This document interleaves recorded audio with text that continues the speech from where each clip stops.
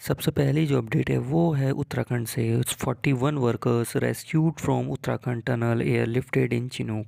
तो उत्तराखंड सुरंग से बचाए गए 41 श्रमिकों को चिनूक में एयरलिफ्ट किया गया।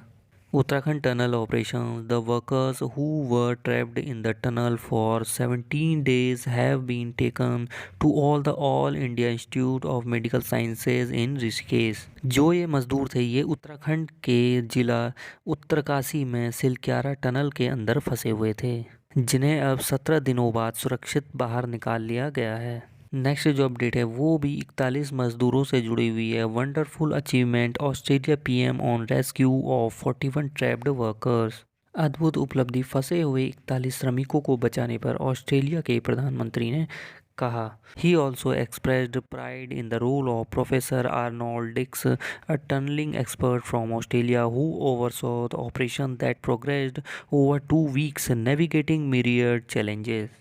तो फंसे हुए 41 मजदूरों को निकालने के लिए ऑस्ट्रेलिया के टनलिंग एक्सपर्ट आर्नोल्ड डिक्स का भी बहुत अहम रोल रहा है, इसीलिए ऑस्ट्रेलिया के पीएम ने इसे वंडरफुल अचीवमेंट कहा।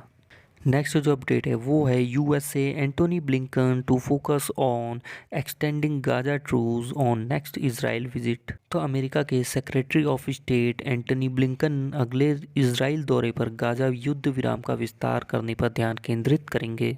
नेक्स्ट जो अपडेट है वो भी है USA despite boycott over Russia's presence US Blinken to attend OSCE meeting. US official said Antony Blinken would still attend out of solidarity with host North Macedonia and other members of the grouping। Next जो update है वो है Elon Musk से रिलेटेड। Hamas invites Elon Musk to visit Gaza after he voices support for Israel. Israel के समर्थन में आवाज़ उठाने के बाद हमास ने एलन मस्क को गाजा का दौरा करने के लिए आमंत्रित किया है। नेक्स्ट जो अपडेट है वो है यूएस से रिलेटेड। US military aircraft with 8 on board crashes into ocean near Japan, 1 killed.